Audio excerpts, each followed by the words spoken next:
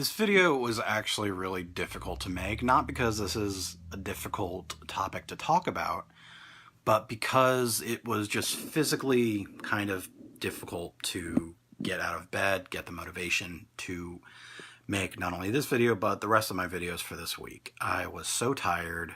I felt sick the night before, and I was up all night just feeling sick and didn't get sleep. I was so tired. Took a nap, got up, had the energy back, had the motivation back, but it was just kind of difficult to do. But it's funny because not a lot of people get that, and that's a nice segue into what I want to talk about. So I'm a big fan of the show BoJack Horseman, and I know this is a vlog, but it's also going to be like a slight review of BoJack Horseman season 4. But it'll make sense, trust me. Whenever I've watched the show, the reason I love the show BoJack Horseman, the reason that it's become one of my all-time favorite shows is because of how much I relate to it and how much I relate to the character of BoJack. I'm not a 90s TV star. I'm not a celebrity yet. But the self-doubt, the self-sabotage, the feeling of being broken is a feeling that I relate with so well. And that show does such a good job of capturing that. But this season specifically, season 4, which I binged watched on Friday when it came out, and it really fucked my shit up because it was so... Relatable is not even a strong enough word. It was like watching my own thoughts and my own fears and my own anxieties on a TV show. Literally taken from my head, from my feelings, put onto a TV show. It was so dead on. There's even an episode called Stupid Piece of Shit, where you actually, throughout the episode, you hear BoJack's inner monologue going on of what he thinks about himself, of how he's reacting to people who are talking to him, of how he's reacting to the decision that they've made about him, that, of course they don't like me, I can't be liked, I'm broken, I'm a piece of shit, no one likes me. And it's so... I've had those same exact thoughts. I've had those same exact feelings. I have those same exact feelings every day of my life, and always have. And it was so eerie seeing BoJack and other characters feel and go through these same exact things that I go through on a daily basis. It was also hard to watch because there wasn't an easy fix for their problems. And it was a hard reminder that there's no easy fix for my problems. And the depression and the anxiety that I have is probably something I'm going to live with for the rest of my life. There's no cure for it. It's something I'm going to deal with, that I need to get better at dealing with because I'm going to have it forever. But it was just so... It was really powerful seeing that on TV, seeing a character go through exactly what I go through on a daily basis. Even today, just being tired, not being able to get out of bed, not having motivation to do anything. Seeing that in a TV show shown so well, so dead on, it was good. It also made me feel a few other things. It made me feel validated. It showed that I'm not the only person who has these feelings. I'm not saying that it made me feel unoriginal or not unique. It made me really realize that there are other people out there, not just my friends who we've talked about it a little bit and they've had similar feelings and similar experiences. There are other people out there, even working in Hollywood, who go through the same thing that I go through. And there are other people who are watching BoJack Horseman all over the world who are probably having the same reaction that I am to seeing their fears and their anxieties on TV presented so dead on. It made me feel it didn't make me feel less alone. It made me feel validated. I talk about representation in TV and movies and video games all the time. It's something that's very important to me. And for the most part, when I talk about this representation, for the most part, we're talking about a more culturally diverse cast or more culturally diverse producers and directors and writers on TV shows and movies.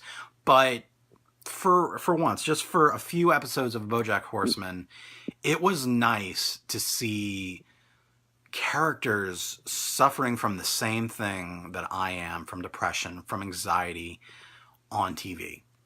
it was validating. It was very validating to see my own fears and my own problems shown on TV in such a strong way. It also made me realize that not everyone does go through the fears and thoughts that I have. Like, there are people out there who don't just have this constant inner monologue putting them down, telling them that they're a stupid piece of shit, that they're not worth anyone's time, that they're worthless, that they're useless. There are people who don't go through that. I'm not saying that these people don't have their own negative feelings, that they don't have their own sadness or their own problems, but there are definitely people out there who don't suffer from depression and anxiety and don't get it.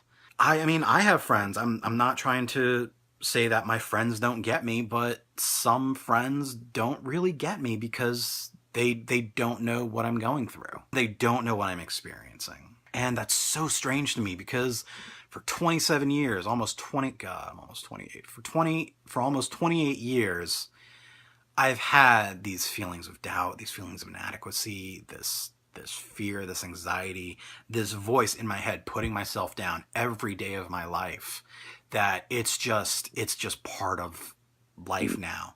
It's there, it's part of life. It's like I don't want to say it's like breathing because it's definitely not supporting me or giving me life, but it's a part of my life. And it's so easy to get consumed in yourself and think that you really are the center of the universe because you don't know another person's perspective. Because to you, you are the center of the universe. Your universe starts with you and it goes out as far as your own perspective lets it. You don't know another person's perspective. To you, you are the center of the universe. That's what it feels like. And it's so easy to get consumed in that. But it just makes me realize that there really aren't people out there who go through that, who don't have this constant monologue of self-doubt, of putting themselves down. And it's... You always see these lists from BuzzFeed or just on the internet where it's, 25 things your depressed friends don't want you to tell them. And it's always like, just feel better or just think positive or take a walk or start working out. That's how you're going to cure your depression, and it's not how it works. And all of that advice from people comes from a place of, I would hope, genuine care. They really do want to help, but they don't totally get it. They don't totally understand what it is you're going through. And they're doing the best they can to give you the best advice that they can, but they don't know how to deal with it because they haven't dealt with it themselves. And I can't fault them for that. I mean, yeah, it frustrates the hell out of me anytime someone tells me that I just think positive or, just smile and, you'll get, it's like, no, that's not how that works. That's not how that works. If it did, I'd have cured it years ago. But I can't fault them for that. They're trying to help. They're trying to help the best way they can. They just don't fully understand what it is I'm going through and what it is people with depression are going through. And even saying this now, I feel like I'm saying, oh, no one gets it. No one gets it. Depression isn't for everybody. I have depression. You probably haven't heard of it before. That's not what I'm trying to do. This season of BoJack Horseman just presented it so strongly and so dead on that it was like watching myself on this show. It reminded me why BoJack Horseman quickly became one of my all-time favorite shows. It reminds me why I want to get a BoJack Horseman too. I either want to get like a diamond because he has a diamond on his head because he's a horse, and I was thinking of just getting a simple diamond tattoo somewhere. And I was like, or I can get like a picture of BoJack because he's drawn. I don't know. I want to get a BoJack Horseman tattoo because I relate so well with that character. And it's not even just that character. It's other characters like that, like Eeyore, like Grumpy the Dwarf. Growing up, those were the cartoon characters that I related with, that I liked the most because I felt like they were me, like Grumpy the Dwarf, like Eeyore the donkey from Winnie the Pooh. I liked Eeyore the best. I didn't like Piglet, I didn't like Rabbit, I didn't like Winnie the Pooh or Kanga or Roo. I liked Eeyore. It's like, Eeyore, why are you so sad? I have a nail in my anus. If you don't have depression, if you don't have this depression, this mental illness, watch BoJack Horseman. And you'll see in such a strong light what it is people with depression go through every day. And I'm talking every day. Depression and anxiety, for me, it's the first thing I think about in the morning, and it's the last thing I think about at night. It is always there. It has always been there. But to see it on that show, just made me feel validated that other people do get it. That I'm not the only person that thinks that way. I'm not the only person that goes through this. And even people who are successfully writing a TV show, I would hope that the people writing BoJack Horseman have an idea of this, have gone through this. It makes me think that I could be writing TV shows one day or something. I don't know. But it made me feel really validated and less alone.